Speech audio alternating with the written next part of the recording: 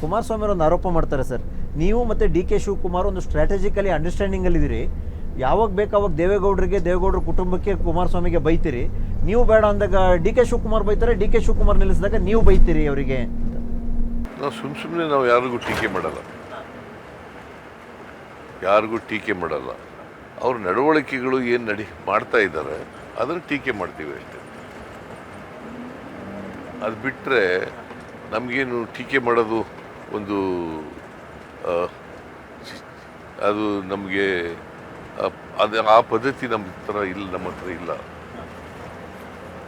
ಯಾರಿಗೂ ನಾವು ಅನಗತ್ಯವಾಗಿ ಟೀಕೆ ಮಾಡೋಕ್ಕೆ ಹೋಗಲ್ಲ, ವಸ್ತುಸ್ಥಿತಿ ಮೇಲೆ ಮಾತಾಡ್ತೀವಿ. ಕುಮಾರಸ್ವಾಮಿ ಅವರು ಹೇಳ್ತಿದ್ರೆ ಡಿಸೆಂಬರ್ ಡೆಡ್ಲೈನ್ ನಿಮ್ಮ ಸರ್ಕಾರಕ್ಕೆ, ಡಿಸೆಂಬರಲ್ಲಿ ಸರ್ಕಾರ ಬೀಳುತ್ತೆ, ಡಿಸೆಂಬರ್ ಒಳಗಾಗಿ. ಅದು ಅವ್ರ ಭ್ರಮೆ. ನಾವು 136 ಸ್ಥಾನ ಗೆದ್ದಿರೋರನ್ನ ನಮಗೆ ಆಶೀರ್ವಾದ ಮಾಡಿದ್ದಾರೆ ಜನ. ಅದರಿಂದ ಸರ್ಕಾರ ಬಿದ್ದೋಗ್ತದೆ ಅಂತ ಹೇಳೋದು ಅವರ ಆಗಲು ಕನಸು ಅಷ್ಟೇ. ಯಾಕಂದರೆ ನನಗೂ ಕಾಂಗ್ರೆಸ್ನವ್ರು ಬೆಂಬಲ ಕೊಟ್ಟಾಗ ನನಗೆ 120 ಸೀಟ್ ಆಗಿತ್ತು ಒಟ್ಟು, ಆ ಸರ್ಕಾರನೇ ಬಿದ್ದೋಯ್ತು. ಹಾಗಾಗಿ ಇಲ್ಲೇನೋ ಭಾರಿ ವ್ಯತ್ಯಾಸ ಇಲ್ಲ. ಸಿದ್ದರಾಮಯ್ಯ ಅವರು ಮತ್ತು ಡಿ ಕೆ ಶಿವಕುಮಾರ್ ನಡುವೆ ಕುರ್ಚಿ ಗಲಾಟೆ ಜೋರಾದ ಕೂಡ ಅದಾಗೆ ಬಿದ್ದೋಗ್ಬಿಡುತ್ತೆ ಡಿಸೆಂಬರಲ್ಲಿ. ಅದೆಲ್ಲ ಸುಳ್ಳು, ಅದೆಲ್ಲ ಆಗಲು ಕನಸು ಅಷ್ಟೇ. ಡಿ ಕೆ ಶಿವಕುಮಾರ್ ಅವರು ಸರ್ ಕಳೆದ ಬಾರಿ ಪೆನ್ನು ಪೇಪರು ಎಲ್ಲ ಕೇಳಿದರು ಸಮುದಾಯದ ಮುಂದೆ. ಈ ಬಾರಿಯೂ ಕೂಡ ಅದನ್ನೇ ಕೇಳ್ತಾ ಇದ್ದಾರೆ. ಅಂದರೆ ಈ ಬಾರಿ ಕೈ ಹಿಡಿದ್ರೆ ನಂಗೆ ಮುಂದೆ ಸಿಹಿ ಸುದ್ದಿ ಬರುತ್ತೆ. ಮೈಸೂರಲ್ಲೇ ಮಾತಾಡಿದ್ರು ಕೂಡ ಒಳ್ಳೇದಾಗುತ್ತೆ ಮುಂದೆ ನಮಗೆ ಸಮುದಾಯಕ್ಕೆ ಅಂತ. ಏನು ಸರ್ ಅದು ಹಾಗಾದರೆ? ಈಗ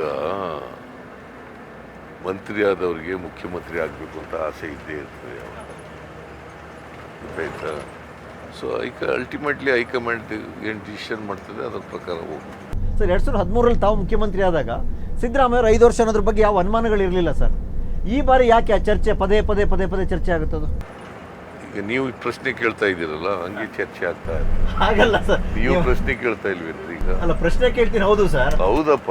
ನೀವು ಯಾಕೆ ಪ್ರಶ್ನೆ ಕೇಳ್ತಾ ಇದ್ದೀರಿ? ಆಗ ಯಾಕೆ ಕೇಳಲಿಲ್ಲ, ಈಗ ಯಾಕೆ ಕೇಳ್ತಾ ಇದ್ದೀರಿ? ಈಗಿನ ಬೆಳವಣಿಗೆಗಳ ಮೇಲೆ ನಾವು ಯಾವ ಬೆಳವಣಿಗೆಗಳು?